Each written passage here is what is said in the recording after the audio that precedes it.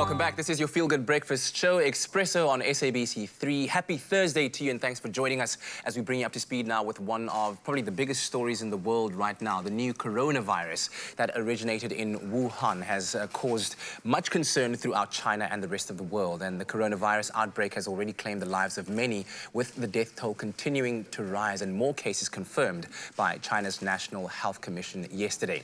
Now, by the end of Tuesday, the virus had claimed 132 lives, with over 1,400 new cases confirmed. And while we are in good spirits, of course, today celebrating the Chinese New Year, our thoughts are with those affected and would like to be more, we'd like to get more knowledge about exactly what this is, where it originated from. And here to give us all of the facts on the coronavirus, we'd like to welcome back infectious disease specialist, Dr. Emile Reid. We appreciate you being here, making the doctor's call, because we usually have you here on Tuesdays. So yes. This is a bit out of the norm. Okay. But let's talk first about the coronavirus and how the virus actually started. Well, I think the coronaviruses are normally viruses we see in animals. And I think for the last 2 decades, roundabout, we've seen a few outbreaks of coronaviruses. We all remember 2002, 2003, the SARS virus, which is also a coronavirus. And at that stage, the source of the virus was found to be cats. And then 2012, 2013, in Saudi Arabia, in the Middle East, they described a virus called MERS, the Middle East respiratory syndrome, which was also a coronavirus. And that originated in camels. So this time around, that's why it's called a novel coronavirus, because it's brand new. We haven't seen it.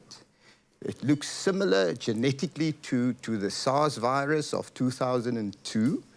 And initially, we believe that it originated somewhere at the food market, where they actually culled sort of animals, fish products, but also other wild animals as well.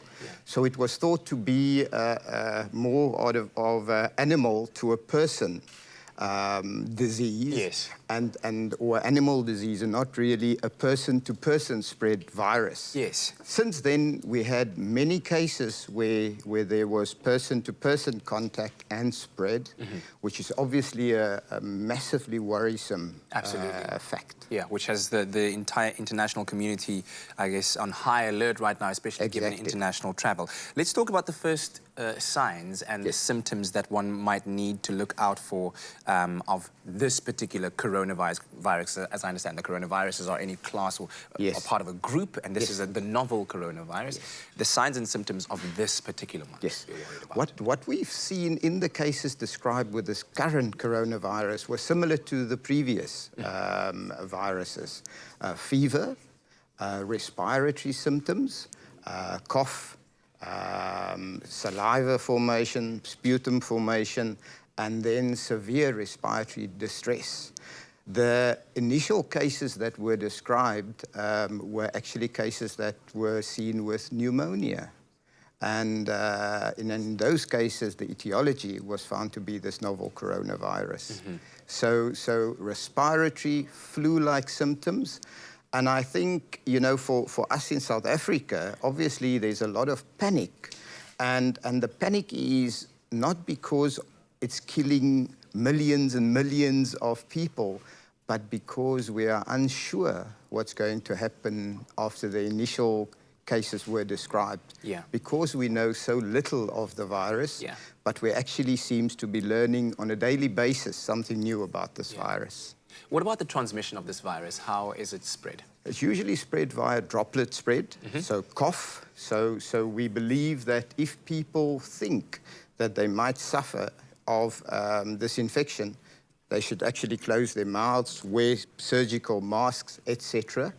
And in South Africa, we are prepared for these cases where they're going to be isolated, where people are going to have barrier nursing, wearing masks, wearing gloves, etc., in order to make sure that there's no person-to-person transmission of this specific virus. Yeah. So if somebody is exhibiting any of those symptoms you described, is there any need to panic right now? Because, I mean, we've had no reported cases in South Africa, as far as I understand, so far, though we do have a lot of international travelers coming in and out.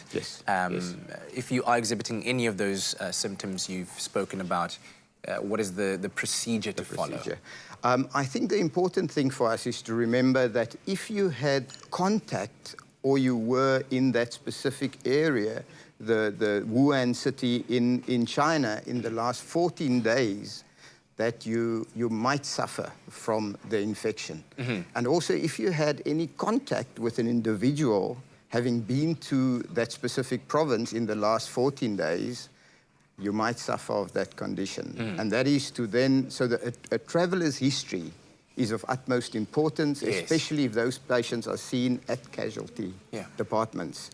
In South Africa, we do have tests available for other coronaviruses. And I've been getting a lot of requests for the last few weeks about it. And those are not the novel coronavirus. Those are the viruses that have been known to us for a long time, which causes very mild diseases, flu-like symptoms, mild GIT symptoms, and is not a novel virus. And we're dealing with something very new. We're dealing with something else that cannot be tested for in South Africa at this moment in time. But the sample should be sent away to the National Institute of Communicable Diseases, and from there to the CDC. But all the other coronaviruses which are known to us can be tested for. Dr. Reid, thank you very much for joining us, enlightening us. We really always do appreciate your time and expertise, and hopefully this is something that you've also found very enlightening. We'll be sharing information with you as soon as it becomes available to us, but I think some great insights here from the doctor.